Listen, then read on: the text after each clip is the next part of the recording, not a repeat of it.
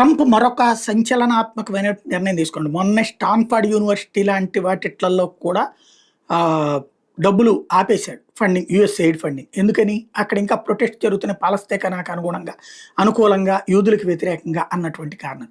అప్పుడే వాళ్ళు తర్వాతన 100 యూనివర్సిటీలు కలిపి ఓ స్టేట్మెంట్ ఇచ్చిన, యూనివర్సిటీల్లో వ్యవహారాల్లో జోక్యం చేసుకోవడం కుదరదు, మేము అంగీకరించమని చెప్పేసి. ఇప్పుడు యూనివర్సిటీలకు అన్నిటికీ కలిపి ఒక తాకీదు ఇచ్చుకొచ్చేశాడు, ఎగ్జిక్యూటివ్ ఆర్డర్ పాస్ చేశాడు. యూనివర్సిటీస్కి వచ్చేటటువంటి, ఎందుకంటే ట్రంప్ అమెరికా అధ్యక్షుడికే వ్యతిరేకంగా యూనివర్సిటీలు వ్యవహరిస్తున్నాయంటే, యూనివర్సిటీలు దాదాపుగా గత 4 దశాబ్దాలుగా అమెరికా పట్టించుకోకపోయేటప్పటికి, అమెరికాలో ఉన్నటువంటి వాళ్ళ చదువులు 10th క్లాసులు ఇంటర్మీడియట్ స్థాయిలో ఉండిపోయేటప్పటికి, ఈ హయ్యెస్ట్ చదువుల వాళ్ళందరూ కూడా ఈ చైనా భావజాలికులు, చైనా వాళ్ళు ఇచ్చినటువంటి ట్రైనింగ్ అయినటువంటి అమెరికన్స్ వీళ్ళే ఉన్నారు. కాబట్టి అక్కడ యూనివర్సిటీలన్నీ చైనా భావజాలంతో నడుస్తున్నాయి. ఓకేజన్ లాంటిది. అందుకనే